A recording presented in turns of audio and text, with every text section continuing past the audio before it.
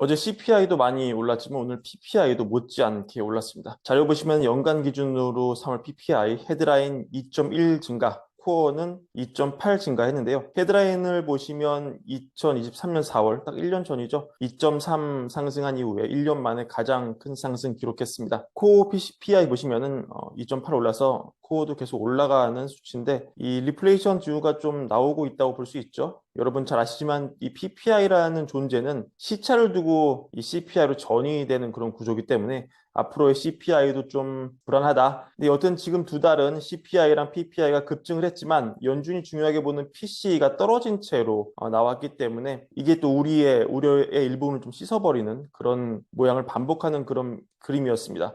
그래서 앞으로 연준이 어떻게 평가를 할지, 연준이 계속 PC를 내려가는 것을 보고 인플레는 완만하게 감소하고 있다 이렇게 주장을 계속 할지 어떨지를 좀 주목해야 되는 그런 상황이라고 볼 수 있습니다. 그러니까 결국 이번 3월 PC가 정말 이번에도 낮게 나올 수 있을지가 초미의 관심이라고 그렇게 볼 수 있겠죠. 국제 시장을 보시면 좀 흥미로운데요. 10년을 보시면 제가 캡처한 시간 기준은 오히려 지금 떨어지고 있어요. 이거는 예상치보다는 어떤 PPI가 낮게 나왔기 때문입니다. 월간 기준으로 이번에 0.2가 올랐는데 시장에서 0.3을 바라봤거든요. 그러니까 사실은 어제 너무 세게 두들겨 맞으니까 시장이 오늘 PPI까지도 정말 최악을 가정해서 금리를 미리 올려놓은 거죠. 근데 오늘 PPI의 절대 레벨 자체는 높지만 시장의 예측만큼 최악은 아닌 것이죠. 오히려 금리가 떨어지는 그런 모습 보이고 있고 증시 보시면은 제가 캡처한 시간 기준으로 강보합으로 출발을 하면서 선물 시장이 추후 사정을 지켜보겠다는 그런 움직임이 읽히고 있습니다.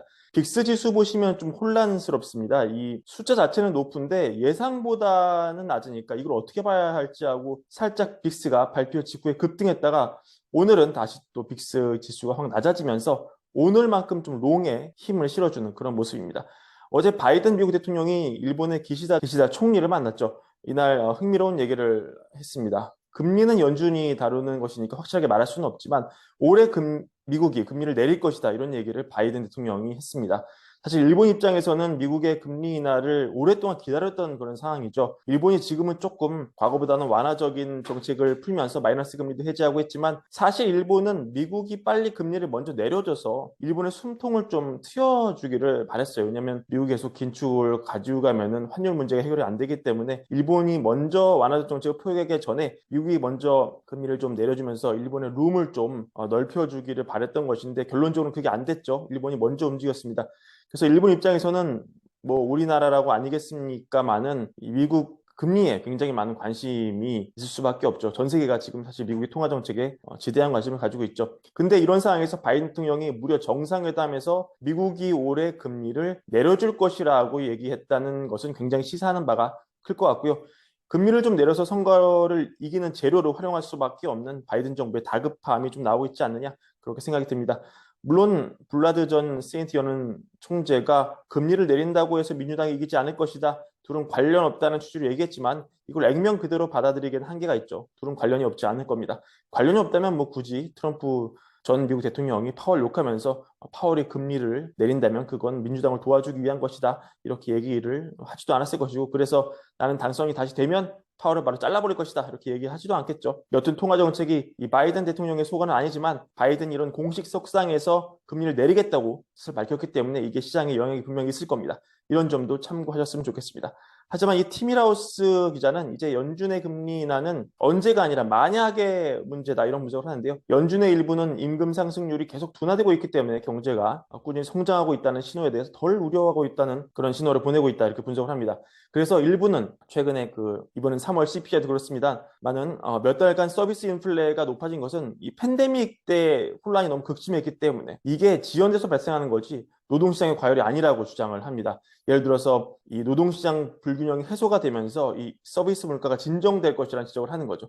어제도 말씀드렸지만 자동차 보험만 하더라도 몇 년 전 팬데믹 직후에 자동차 가격이 급격히 오른 게 시차를 두고 반영이 되면서 사고 차량 교체 비용이 급증하면서 보험사들이 보험료를 인상한 것이다. 이것 때문이다. 그러니까 시간이 지나면 해결될 문제다. 이렇게 보고 있지만 또 메디컬 같은 경우도 2년 전에 병원 노동자들 임금이 크게 올랐던 것이 지금 반영되고 있는 것이다. 이렇게 주장을 하지만 어떤 또 연준의 반대 입장에서는 이런 접근에 이제는 좀 회의적이고 이제는 하향식으로 봐야 된다. 바텀업으로 봐야 된다. 결론은 원론적으로 경제가 이 노동시장이 둔화되지 않으면 답이 없다. 이 얘기는 쉽게 말하면 이런 식의 어떤 뭐 좋은 게 좋은 거다가 통하지 않고 결론은 침체가 와야 결국은 물가가 잡히는 거다. 이런 식의 전공법을 택하는 의견이 많이 나오고 있다고 티미라우스 기자는 연준 분위기를 전하고 있습니다. 자, 오늘 PPI 속보는 이렇게 짧게 전해드리고요. 구독과 좋아요 잊지 말고 부탁드리고 저는 정기 방송에서 다시 찾아뵙겠습니다. 감사합니다.